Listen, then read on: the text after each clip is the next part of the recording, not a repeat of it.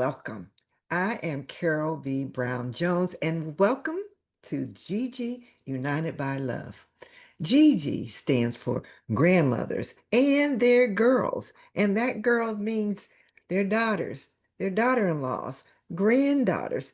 We're going to throw in the grandsons as well, and cousins, sisters, nieces, and your good friends too.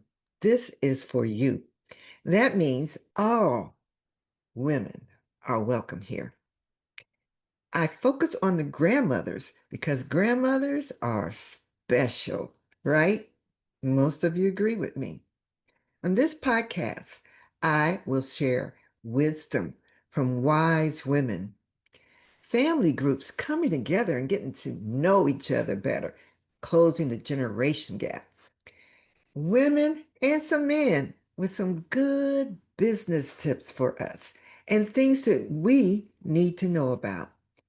Thank you for being here, and I hope that you will share this program with your friends and subscribe to the YouTube channel and to this podcast. I'm ready to start. Hello and welcome. I'm glad you're here. Today, my guest is Oni Lasana. And I just want to let you know that there's something special at the end of her interview. So don't click away as soon as you hear the thank yous. Hold on for a few more minutes to get something special. And I want to remind you to subscribe to this channel and our newsletter and share. That's the way we get these beautiful stories from these beautiful people out where everyone can know about what they're sharing and benefit from this podcast.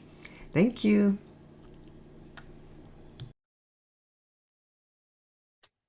Well, today I have a special young lady with me who has sparked my life in so many different ways. She's a storyteller.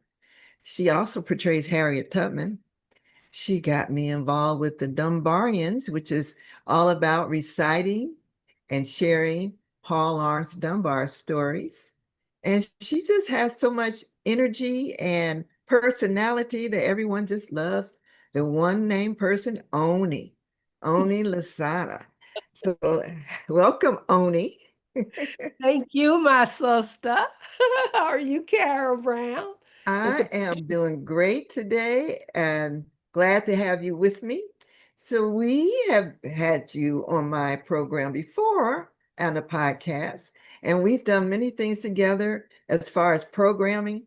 So, today we're talking particularly about something special that you are doing, but I'm tying it in with the Harriet Tubman story on Have a Sense of Humor. So, first of all, we're going to talk about that, but tell us a little about you. Where'd you grow up?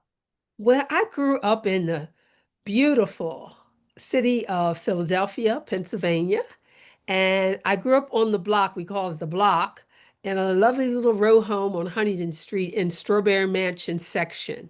And they called it Strawberry Mansion because they were beautiful Italian mansions that were built along the parkway. Philadelphia is built with a environmentally sound park in the middle of it called Fairmount Park. And it's just a beautiful area to grow up in. So I grew up in North Philadelphia and I've traveled the world through storytelling and what else? And I'm It's here living beautiful. in outside of Philly in a little town called Coatesville, which is between Philadelphia and Lancaster County in Pennsylvania. So, how long have you been telling stories? Since I was about 3 years old, and I got a lot of spankings. It was just natural, huh? Not enough to stop me. Were there other storytellers in your family? My dad. My Okay. dad was a raconteur. He was a people person. He was the one who gave the rent parties uh, and had helped everybody in his building. And I was told that I knew he was funny. I didn't know him till I didn't really know him until I was around 10 years old because him and my mom didn't live together. But he came to visit me and he would take me to the bakery and tell me stories. And then my mom also encouraged storytelling. She used to play little records. They were these little 45 red records that they weren't the red kind, like there were also records that had like for adults. They were called Hmm. race records. And we had those too.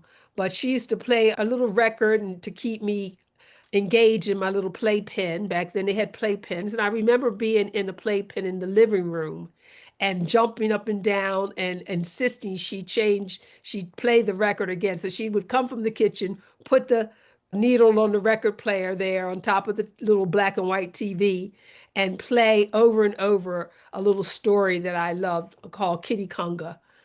And yeah, and I love the story. She was a little underdog. Nobody liked her. Nobody wanted her because she walked funny. So that was Yeah. the first little story that I heard and that I loved and that I would tell when I would go visit the little down the neighborhood of Mr. and Mrs. Smith and Mr. and Mrs. Clark. They were elderly couples that lived next to each other. And I used to go down there and tell them about Kitty Conga. And I was a real Shirley Temple. So yeah, you've been telling stories since you started walking And and since I was talking. a little girl. Yeah. Right. So what's your favorite type of stories to tell? Oh, I like stories, aha stories, have surprise endings. Of course, I like stories that have a lesson to them that they could say, oh, build up your self-esteem, or maybe you learn a lesson how to think a different way outside the box. So I like stories. Yeah, I call them aha stories, where at the Mhm. end you say, oh, okay, I get it. Right. Yeah, Okay, yeah. I, So I can do that. Yeah. when I started with Harriet Tubman is when I discovered there is uh, n- a profession of storytelling and that there are national organizations. I know you are members of many of them. Let's tell the audience something about the organizations around storytelling. Well, I am biased because my favorite organization around storytelling is the National Association of Black Storytellers. And I didn't know there was any storytelling organizations at all until around 1996. And I was on the internet like everybody else then, and I just go storytelling in Philadelphia, and I found a group called Keepers of the Culture. And it's about Philadelphia's about 45 minutes away from where I live. So where I was living, I was with a theater group, and we were doing programs and theater pieces on the poetry of Paul Laurence Dunbar. So my friend, Dr. Ruby Perkins, she was an English professor at Cheney University, which is nearby. It's a historical Black college. And she asked me to come to her classroom and do a little Dunbar for her students in her English class. So I was also a part of her drama group called Westchester Community Performers. And so I went there and I developed a whole skit off of one of Dunbar's poems called In the Morning. And in the morning, the mother is calling for Elias to get up. And so I called myself Elias's mother. And I developed different poems. I added several poems, sort of like a monologue to connect all the poems that portrayed a woman during the Civil War, that she lives on a plantation with her son Elias. And so it's called Elias's mother. So that's how I got into storytelling. So when I found Keepers of the Culture, I went to one of their meetings at the public library, the main library in Philadelphia, in the Skyline Room, and I met Queen Noor, who is a popular storyteller from New Jersey and nationally. And I met other storytellers, and they were all talking about preparing to go to the National Association of Black Storytellers Conference. And I was like, what is that? So I ended up joining the group, joining the organization, but I didn't have a chance to really go and experience the conference until maybe 1998, I think, when they had it in Winston-Salem, uh, North Carolina. So that's how I stepped into storytelling, was through being a lifetime member of the National Association of Black Storytellers. That's beautiful. And they still have their conferences every year. I think this year is in Atlanta in Yeah, November. Is that year is correct? in Atlanta in November, and you can find them at an NABS, National Association of Black Storytellers, inc.org, if you're interested in attending. If not this year, next year, because it travels, it goes to different cities. You get to get a historical view of each city that you visit, and there's a love circle to open, and it's all these wonderful workshops. And it has been the best storytelling conference I ever been to, and it's the only one I ever cared to go to. And so it's a wonderful festival and Great. conference. Wonderful. So you mentioned that you've traveled all over the world telling stories. Tell us a little bit about that. Well, because of NABS, they used to have a newsletter, and the newsletter was an article was in it from another storyteller who is my really story sister. Her name is Diane Williams, and she's from Jackson, Mississippi. And she wrote about her experience traveling to Germany in the DoD schools, the Department of Defense schools. These are military bases throughout Germany. You have Kaiserslautern, you have Patch, which is where all the military big shots live. It has Ramstein, Pittsburgh, and these different villages throughout Germany still have U.S. military bases. Mhm. So Diane wrote an article in the newsletter saying that she had just experienced traveling throughout Germany telling stories at the Dodd schools.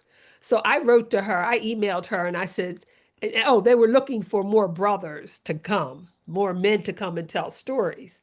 So I emailed her. I said, "Well, what about the late? What about the sisters? You know?" Uh-huh. And from there, we started emailing each other. She's originally from Newark, New Jersey, and we just formed a friendship all online. We didn't even see each other, and we were emailing each other back and forth. It must have been almost 3 or 6 months. And then she asked me to come with her. A trip came about, and she asked me to come with her. I ended up meeting her in Atlanta. We never saw each other because, mind you, it was all email. And we met for the first time at the airport in Atlanta, and we flew into Germany. What's the one? Not Munich. Oh, it's another city, major city in Germany. But we flew in there to the Mark Twain Elementary School, and the friends, all the Americans that are there on the bases, invited us in, and we told stories. And I did Dunbar, I did Liza's mother, and then they separated us. They sent her to a couple of cities, and they sent me to another city, Amberg, near France, and we all went our separate ways and then came back together. It was a wonderful experience. And this was before 9/11. And so after 9/11, they stopped having the program. Everything sort of shut down for artists. Because I was planning I was going to have a Black History tour. You know, there's a sister, a storyteller I met, and she does Tina Turner and she goes from Tina Turner to Rosa Parks. And I was planning, we were wanting to have like a soul explosion or a Black History tour to come up to bring to Germany to the schools there, sort of like what Bob Hope used to do, and Sammy Uh-huh. Davis Jr. used to go to all the military bases. And so we were planning that, but 9/11 happened and this sort of squashed it due to security reasons. Right, right. So And I've been to Germany, and I've been to England, and I've been to Zimbabwe, and also throughout Trinidad and Tobago. I tell stories at the Tobago Library Services. Most recently is my home right now for storytelling. that's beautiful, beautiful. And So you also portray Harriet Tubman. Yes, yes, I do. We need we need yes. to do something creative with that sometime, like Harriet talking to herself or something. Yeah, yeah. Well, that came about from Liza's mother, because once that character was developed, I was everywhere. I was in all the libraries. I was doing private schools, the homeschoolers, festivals. I was doing Civil War reenactments. So, because of the Dunbar character, Liza's mother, a lady asked me if I would do American Heritage student tours. She gave student tours of Philadelphia. And what she did was she gave tours for Italians, Irish, African Americans, and throughout Philadelphia. They were, according to people's heritage. So she asked me if I would be Harriet Tubman. And I'm like, no, I can't be Harriet Tubman. Harriet Tubman is brown, and I'm light skinned in it, and I can't. Well, it just so happened I was in Mississippi with Diane, traveling again, going throughout the Delta with her, going to the schools in Belzone in the deep South in Mississippi. And she helped me work on an outline to portray Harriet Tubman. So when I came back to Philly, a friend of mine had a Black History summer camp at Temple University, and she asked me to come and do Harriet Tubman for the kids to try it out on her group of students for the Black History summer program. And I did, and I it was really scary, but I opened up with Go Down Moses, singing Go Down Moses, and I speak her in the first person. My name is Harriet Tubman, and I was born Araminta Ross, and my peoples was and my parents and everything. So I take her in the first person from her childhood on up to the end. And then at the end, I broke character and I said, well, y'all know I'm not really Harriet Tubman. And the little girl in the first row looked at me and she said, yes, you are. That's cute. Yes, you are. So it dawned on me that, we come in all shades, That's right. our Africanness is in different shades. And it dawned on me not to, like Maya Angelou said, or I'm thinking they claim she said is, it's not how you speak or what you look like, it's how you make people feel. Yes. So it was the feeling of Harriet that this little girl felt, and all the students did. But when she said, yes, you are, from then on, that was my license to fly with Harriet. And I was able to do a documentary. There's a Harriet Tubman Museum in South Carolina, fella. It's been a while, but he had a museum down there near James Madison University, and I think it's Virginia. Anyway, I went there and did a summer camp as well, poetry thing with Joanne Gabbins, who has a Furious Flower Poetry Center. And I was there and I did Dunbar and workshop with the children there. And then she saw me portraying Harriet Tubman for Stan was his name. And he had a museum and everything. I just forget the name of the city. It's James Madison University. I think it's Virginia, because I drove there and I took my granddaughter there on an internship to work in the summer camp as well, doing Dunbar, doing the workshop that I do on Dunbar's poetry. So Beautiful. yeah, so it evolved. I haven't done Harriet in quite some time because of COVID. Yes. I just going to ask you how it's changed since COVID as far as getting these programs into the schools. And are they still open for, well, we're not going to go there as far as current issues, as far as teaching Black history and Yeah, diversity in the schools. yeah. We know we've been impacted recently, but um, there's still a need for them to know the stories. Don't you Well, feel? I think you have a lot of middle school teachers, Black middle school and Caucasian middle school teachers who are very conscious of what's happening. And I think that will make, you know, this whole climate of uh, digging out diversity or doing away with diversity and all whatever they want to call it. I think it's allowing the teachers to be the storytellers. It's giving them a chance to tell the story, tell the truth about American history. And I'm hoping that I know a few teachers that I've known, well, they're retired now, but I know many teachers today, especially Black teachers, are making a special effort to include American history, the truth about American history. So Right, that's given them a chance to work on that and to offer that to their students.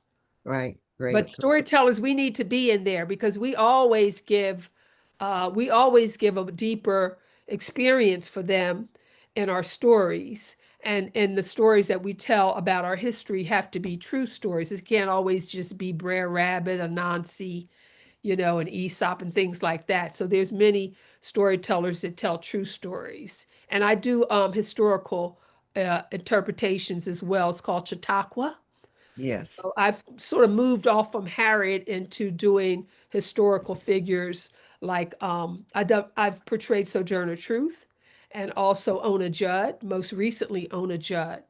And so, hey, we move with the times. We're not going to let that pull us back. We're going to keep moving forward and Okay. telling our story and claiming our glory. Right. Explain Chautauqua and who is Ona George Judge. Oh, Chautauqua, New York is a city in New York City where people would gather, and I think there's a school to teach people how to be historical interpreters.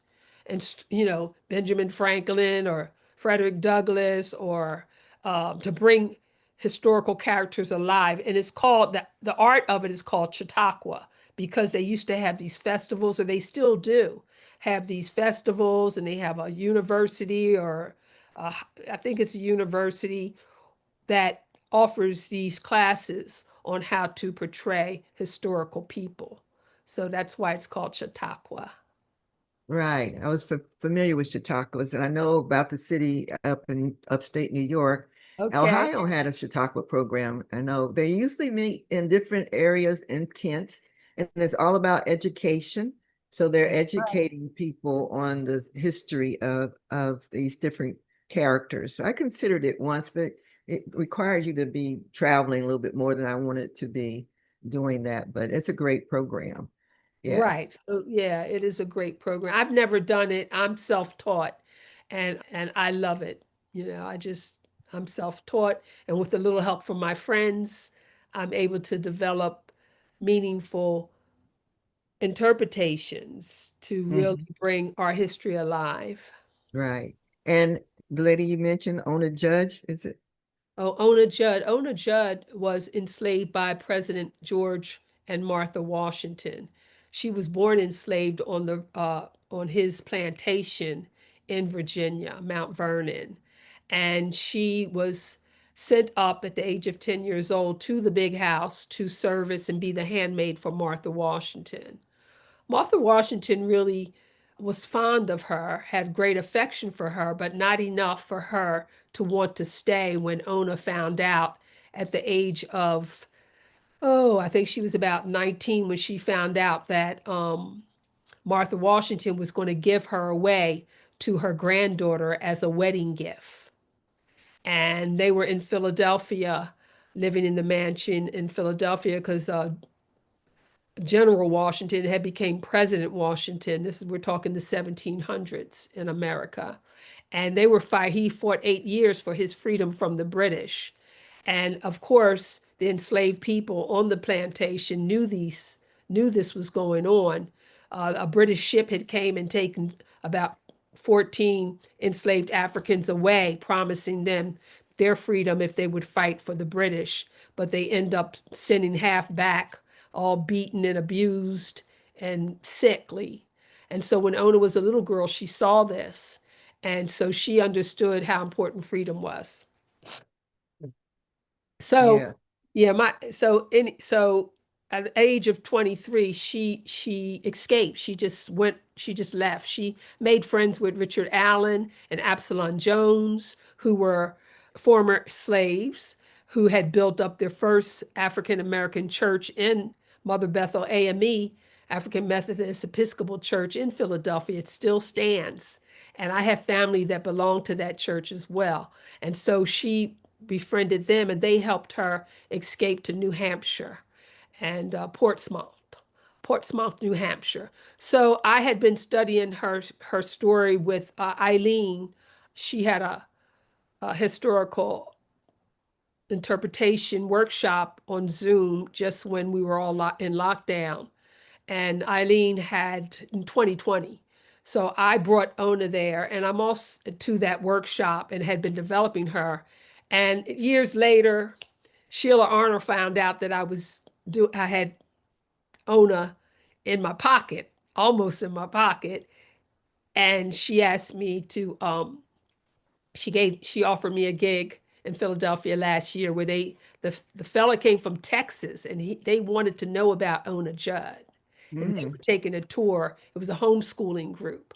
So like I said earlier, there are groups of pockets of schools and educational facilities that are focusing on keeping diversity alive and telling the true story of American history. Because this gentleman brought these children all the way from Texas for a tour of Mount Vernon, Philadelphia, and I came out and portrayed Ona Judd for them, and they loved it. And I loved portraying her because she was such a strong and brave person to do this. She lived to be in her about in her 70s, but I tell her story as if, as an older person, as she reminisces and shares what happened to her and the experience and what she went through to get to Portsmouth, New Hampshire. So I love it because it's so.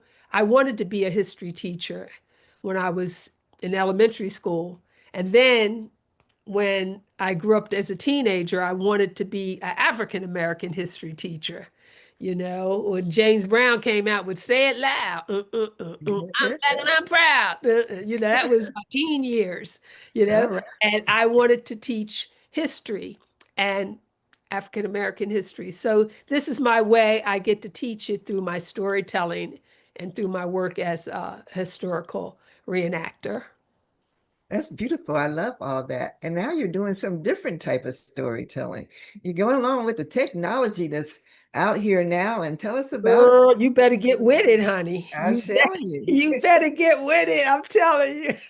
Tell us all about it. What you doing? Oh, listen, I am having the time of, and again, I have to call out Diane Williams. I told her, I said, listen, you are in my story because I cannot tell my story without calling your name. She's going to be moving to the Boston area by the time this comes out, possibly, or next year sometime. So we'll be closer. But she's still in Jackson, Mississippi. And she sent me this little funny thing. And I'm like, what is this little funny thing? She sent me a little story on the phone. And she was reading it, and it had all kind of little animated things around her face and everything. And I'm like, what is that?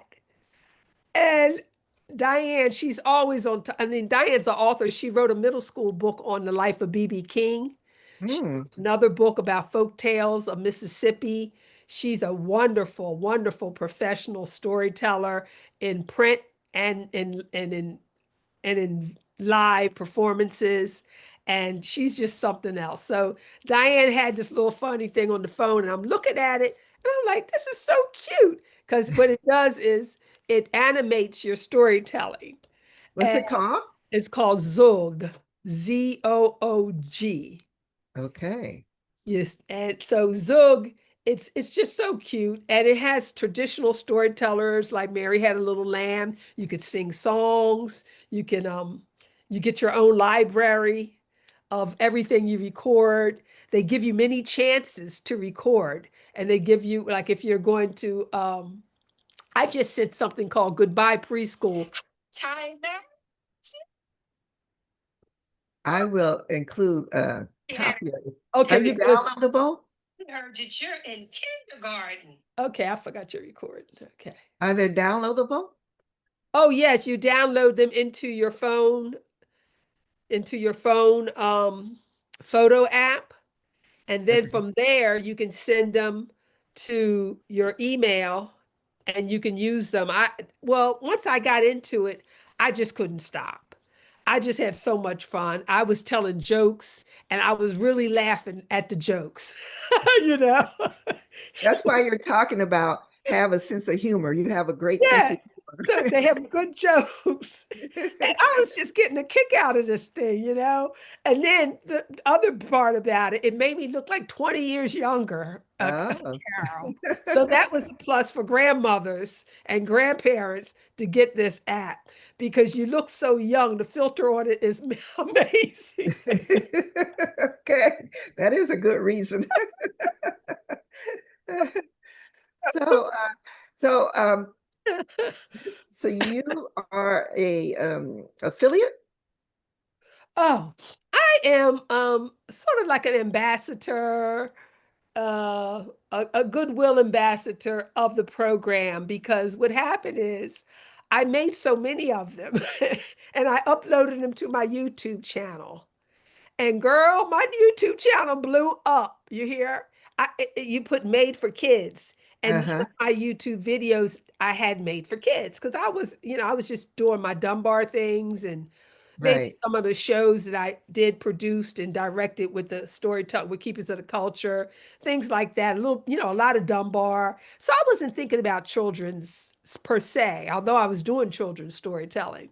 But so when I listed these Zoogs on my YouTube channel and made for children, girl, I got so many hits. People subscribe. I got almost 1,000 subscribers, and All right. that's a lot if you're not trying. Yes, that's a lot from the stories. Okay. Okay, if you ain't trying, that's a lot. That's a lot. I couldn't believe it. So, so I couldn't believe it. So Yoav and Matan, they're the founders of it, and they noticed that I was putting all these things on my YouTube channel. And at one point, my YouTube channel had more hits than their YouTube channel. Okay. Okay. Beautiful. So Matan, one of the owners, he had a meeting with me on Zoom and we got to talking and stuff. And then Yoav, he's emailing me and stuff. And they're saying, okay, we're going to hire you to be one of our actors. So I did that for about maybe 9 months. And it was other women that they had that they paid to come on and record the videos and things like that. And so they sort of phased it out and they wanted to roll some people out and just get some fresh faces most recently. Yes. And so I have a life member, and then they said, "Well, only since you're on there and you're promoting it, and I'm telling everybody about it." Then they made a program where I am an affiliate or a spokesperson for Zug, and I'm just having the time of my life with it because it's just such a fun way to tell stories. I mean, these kids today are walking around with their own iPhones, okay? And Yes. this program, they don't, it's not Android ready. It'll be Android ready next year because it's Hmm. really fresh and new. Okay. Yeah. And it's the graphics are wonderful and you can pick the stories you want to tell. And you have a lot of choices between thank you cards, jokes, fairy tales. A latest one is the drawing where they teach you how to draw a little cat and you can act like you're the artist and you can engage your grandchildren. And the beauty of it for me is that the words are at the bottom and you can actually read the story and the children can read the story too. So you're teaching them how to read. Yes. So That's for beautiful. me, I that, love that. And yes, so that it just shows how storytelling can evolve and be part of all type of technology, curriculums. yeah, Storytelling is an important way to communicate. And I think the idea of having someone who does a lot of storytelling like you do, just tell how the career has been, how your experience has been, and what you bring to it, and how it people react to it. It's beautiful. I love storytelling. I don't yeah, do as much as you are doing, but I duly enjoy it, and I am going to check that site out. And I will add a one of your videos on to the okay. program so we can share that to see people can see what it is, and also your QR code and your link so people can connect and benefit you by joining. Right. If they go to my YouTube channel, they can see all the Zogs for free. They're mostly shorts. And then if they go to auntie.oni.fun, and you'll put that there, you said that'll be nice. And then from there, it'll take you to my Zug page where you can see more Zugs and you can subscribe because it's really reasonable for a year subscription. And they have all the different occasions that, going back to school and the holiday stuff is strong as well. And I love the most popular hit for me is the story about Serena Williams. And Yes, people I like like that. that. That's gotten over 1,000 views. I had to ask my guy Chad GPT, Uh-huh. what does 1K mean? Because I didn't even know what the K meant. And I asked him, and he said, that means 1,000 hits. You've got, you've got 1,000 hits on that one story about Serena.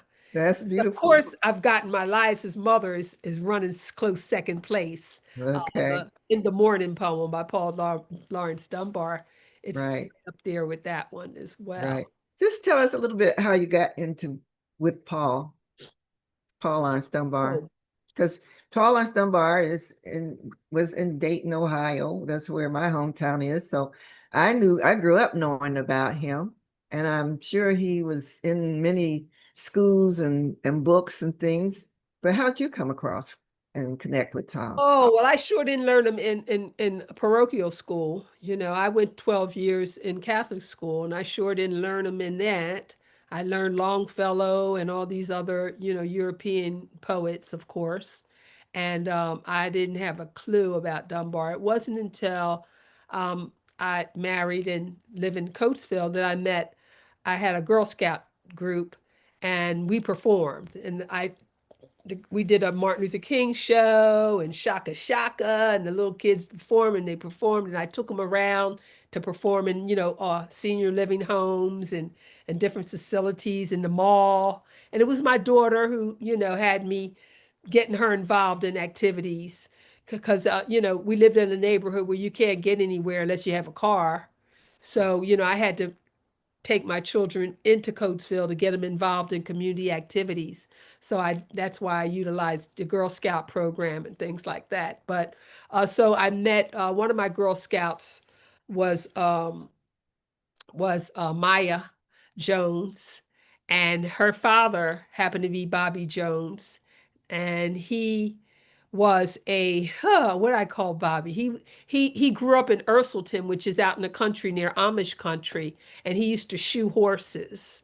He grew up with his father and about nine brothers, and they were farmers and shoe horses, and these were black men living way out in the country here in Amish country.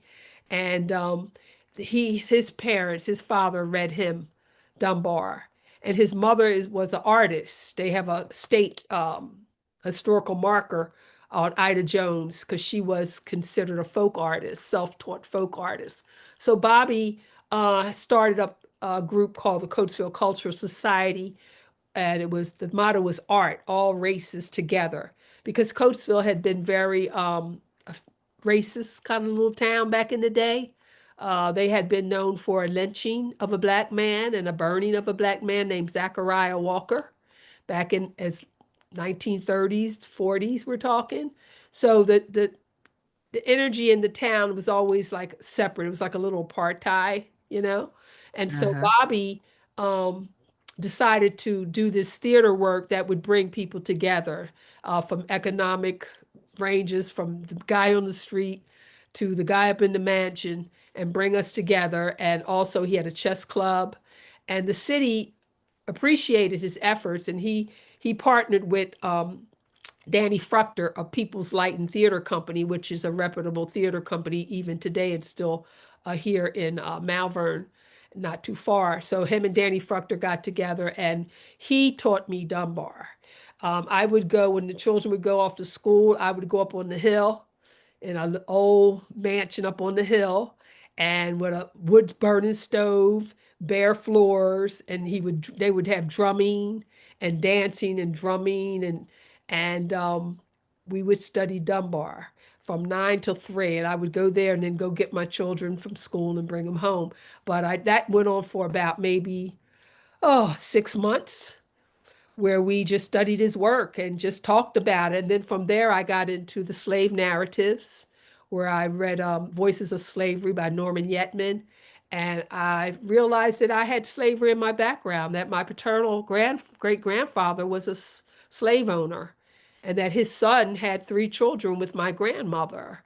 And so I never knew why I had such a great interest in, slavery in America until years later when my cousin said she did the genealogy on my father's side, and discovered that our great grandfather was owned slaves. He was from France, and he had owned over 100 slaves in Santee County, South Carolina.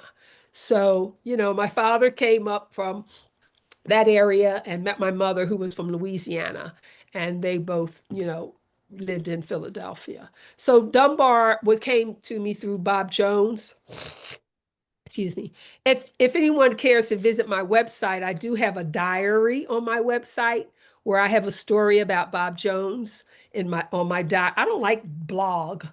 Blog, I mean, how do you blog? Blog just sounds kind of weird to me. So I put my diary, and I Okay. have several stories, short stories. I've been published, two of my short stories have been published, and I just published my first children's story. So I'm excited about that. So that's how I learned Dunbar. And when I looked at it, I was like, I can't read this. This is, I'm from the North. I'm proper. And I had a proper education. And I ain't gonna say no this and that, you know?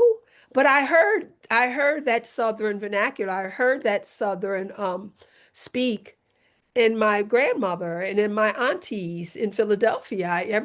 They had accents. I didn't think of them as accents, but my mother had a very strong Louisiana accent that she purposely wanted to lose, you Hmm. know. But yeah, so when I read his Southern pieces, I didn't understand, but fortunately, I could break them down because of the intensive study we did every day. I was able to understand that they were actually people speaking in his Yeah. poetry. It Yes. wasn't just poetry, it was people talking. Yes. And they talked to me, and I heard them. I heard my auntie, I heard, my uncle in the voices, and I took on those voices. And sometimes I would just we would practice, but we wouldn't necessarily look at each other. We would just read it and keep our eye, and everybody else would shut their eyes and just listen to the poems. And we all took turns doing that and gave it voice. And so we produced several theater programs. We had Harmony Street Theater, a little small spot.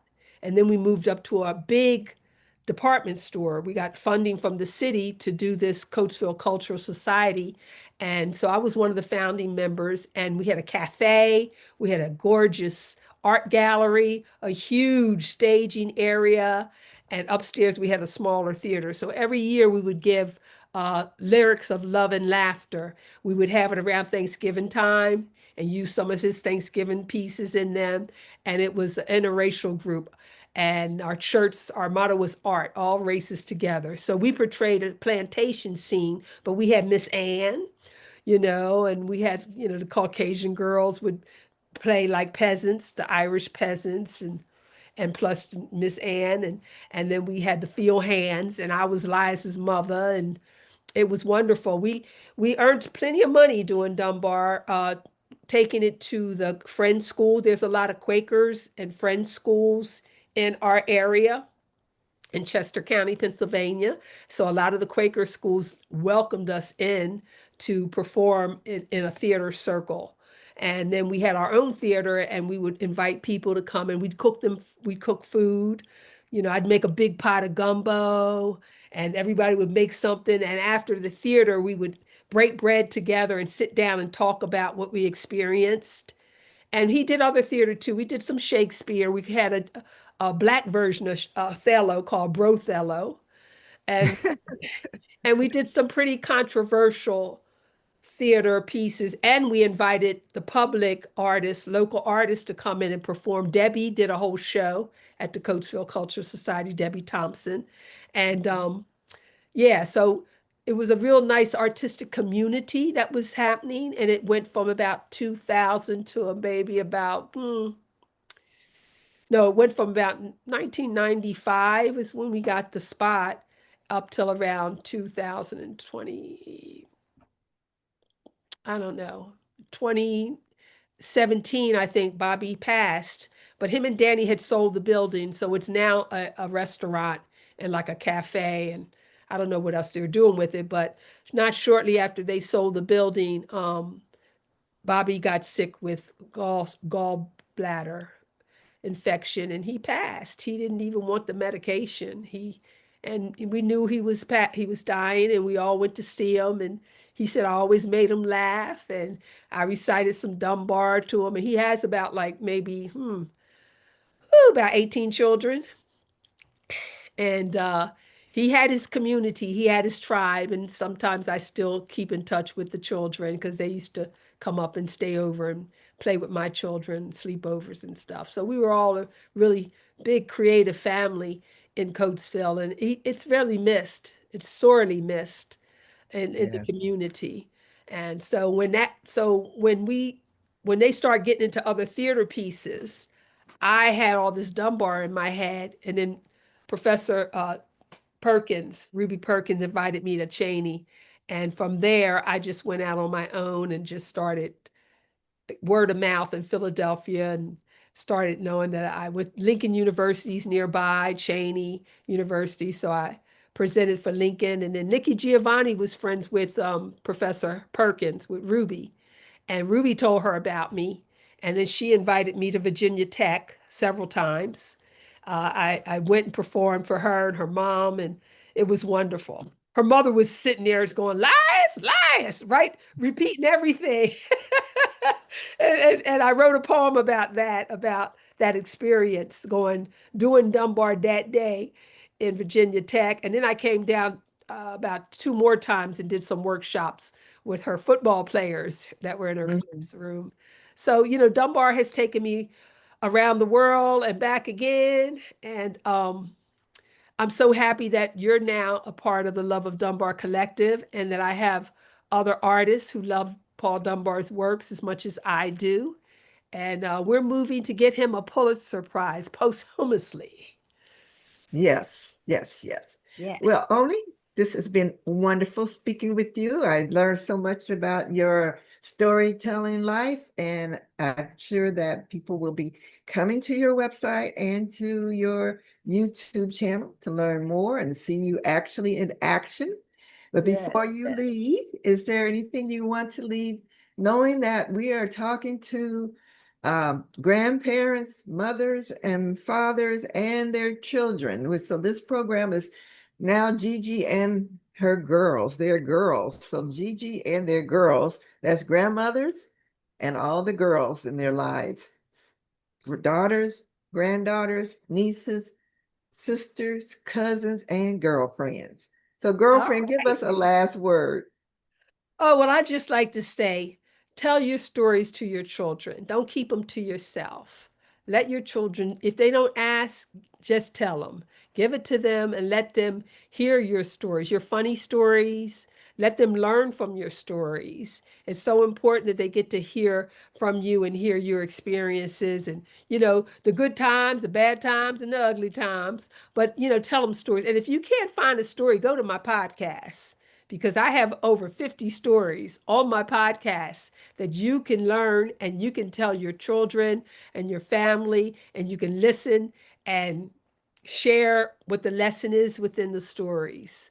But I would encourage you and keep laughing and keep loving and don't stop telling your stories. They're so important for our children to hear from you and not somebody else. Beautiful, beautiful. Thank you, Oni. Thank you so Thanks much. for having me, Carol. It's my You're pleasure. welcome. Hi, it's Auntie Oni, and I'm going to tell you a story about the Williams sisters. Hi, it's me, Serena Williams. And this is my sister, Venus. Together, we like to play tennis, and nothing can come between us. Since we were really little, our parents coached us in the game. I guess they knew all along it would bring us both fortune and fame. I always looked up to my sister. At first, she was better than me. With time, I could play right there with her. Side by side, we excelled equally. Then came days when I was number one, with 4 Grand Slam wins in a row. Still, Venus and I played together, and together we won even more. There were also hard times. I was sick. I lay in bed. I was in pain. I struggled, but never gave up until I could play a game. My comeback was amazing. I played alone. I played with Venus. We won 4 Olympic medals. I wish you could have seen us. With fame and fortune, I know there also comes responsibility. That's why my sister and I also work for charity. It wasn't always easy, but I had to follow the call. Yet I know without sisterhood, family, and love, it wouldn't have happened at all. Sisterhood, family, and love.